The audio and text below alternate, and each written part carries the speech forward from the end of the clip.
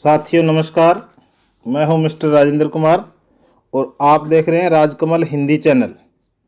तो साथियों, आज हम शब्द वर्गीकरण का चौथा पार्ट जो है कंप्लीट करेंगे। इससे पहले हमने 3 पार्ट इसके कंप्लीट कर लिए। तो आज का जो चौथा पार्ट है वो है अर्थ के आधार पर शब्दों का वर्गीकरण। तो चलो स्टार्ट करते हैं बच्चों। पहला जो इसका पार्ट है वो है एकार्थी शब्द। एकार्थी शब्द जैसा कि नाम से ही स्पष्ट है कि जिन शब्दों का अर्थ हर परिस्थिति में एक ही अर्थ निकले, जिन शब्दों का हर परिस्थिति में एक ही अर्थ निकले उसको हम एकार्थी शब्द कहते हैं। जैसे रोटी, दाल, कानून इत्यादि जो शब्द हैं, ऐसे जो शब्द होते हैं वो एकार्थी होते हैं, यानी कि इनका कोई और अर्थ जो है नहीं निकलता है। हर परिस्थिति के अंदर ऐसे शब्दों का एक ही अर्थ निकलता है, तो ये शब्द जो हैं एकार्थी होते हैं। इसके बाद में हम बात करते हैं इसका दूसरा जो पार्ट है वो है अनेकार्थी शब्द। अब जैसे उसमें था एकार्थी, इसका है अनेकार्थी। अनेकार्थी का जब हम इसको परिभाषित करेंगे तो जो शब्द प्रसंग के अनुसार एक से अधिक अर्थ प्रकट करे उसको हम कहते हैं अनेकार्थी शब्द। जैसे उदाहरण के अंदर देखें हम कनक, कर, गति, अंक आदि जो शब्द हैं अनेकार्थी शब्द हैं। अब अनेकार्थी कैसे हैं इसको हम देख लेते हैं। जैसे हमने कनक जो शब्द है ये जो है कई अर्थ देता हमें। एक कनक का अर्थ होता है सोना, इसी कनक का अर्थ कहीं कहीं धतूरा और गेहूं भी है, इसका अर्थ गेहूं। और इसका जो है कनक हो गया, कनक जो शब्द है उसका सोना, धतूरा, गेहूं इत्यादि जो है शब्द जो हैं इसके होते हैं।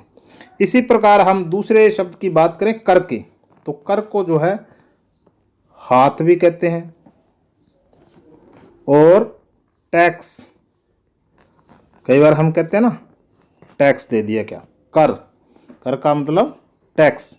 और इसका एक जो अर्थ है वो है किरण जो है वो भी इसका अर्थ है एक। और एक अर्थ और है बच्चों इसका, जो सूंड होता है, जैसे हाथी की सूंड हो गई, वो भी इसका अर्थ है। तो यानी इस कर के कई अर्थ निकलते हैं। इसी तरह हम देखें आगे गति जो शब्द है, गति के कौन कौन से हैं। गति का अर्थ है एक तो चाल, और दूसरा है कई बार हम कहते हैं कि गति हो गई क्या, इसका मतलब मोक्ष। तो वहाँ जो है संदर्भ के अनुसार, प्रसंग के अनुसार मोक्ष, और एक जो है इसका स्थिति भी जो है इसका एक अर्थ बताया गया है। तो इस प्रकार देखते हैं हम गति के भी जो है कई अर्थ होते हैं, अनेक अर्थ होते हैं। एक हम अंक के बारे में और कर लेते हैं डिस्कस। अंक जो शब्द है, एक तो इसका अर्थ होता है कि संख्या का जो है नाम होता है, संख्या का अंक होता है, जो संख्याएं हैं जो उसके अंक हो गए। एक जो है इसका अंक का मतलब होता है गोद भी होता है अंक का।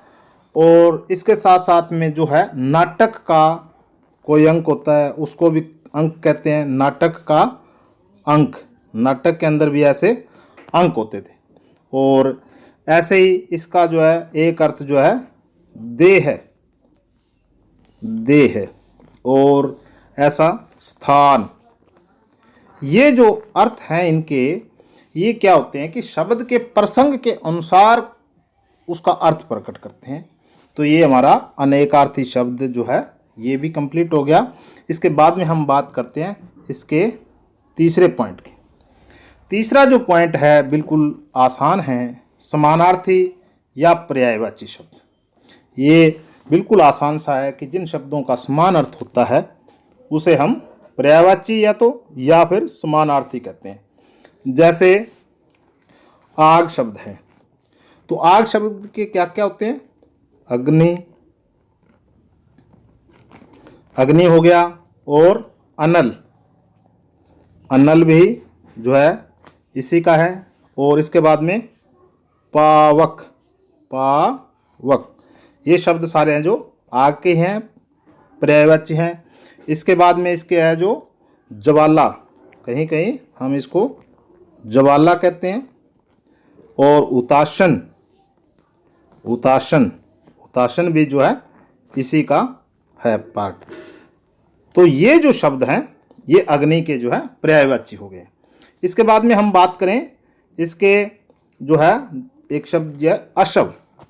अशब्द के जो होते हैं वो कौन कौन से होते हैं? घोड़ा, घोड़ा,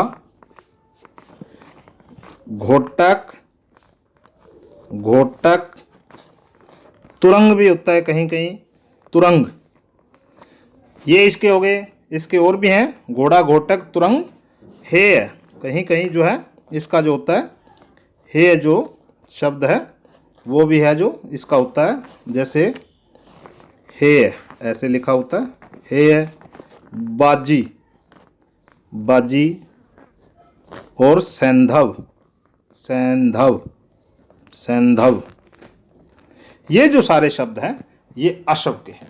अशब्द घोड़ा, घोटक, हेय, तुरंग, बाजी और सैंधव।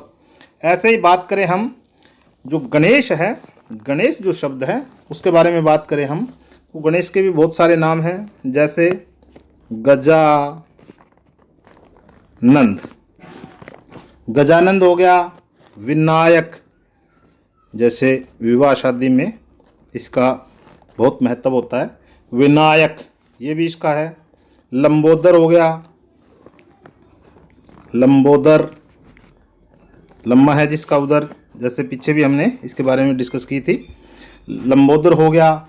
एक दंत, एक दंत, ये हमारे जो हैं गणेश जी के जो पर्यायवाची शब्द हैं, समानार्थी उसके हैं।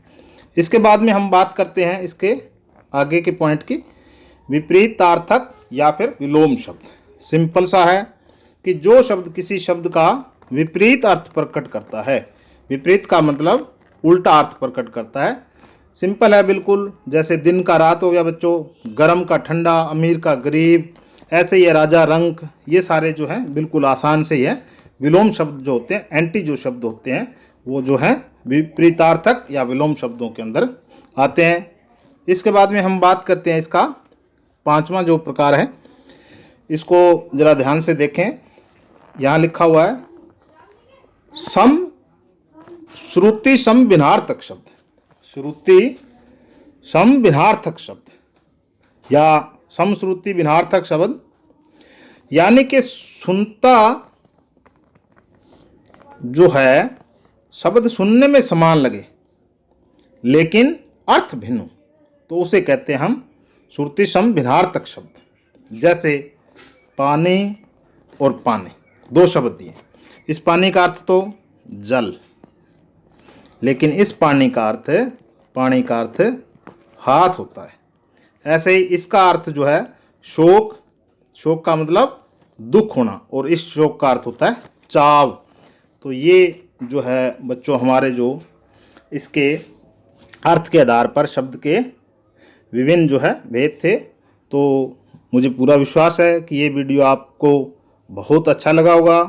तो इसके लिए आपने सिर्फ मेरे वीडियो को लाइक करना है, शेयर करना है और इसको सब्सक्राइब करना है। इसी के साथ साथियों धन्यवाद।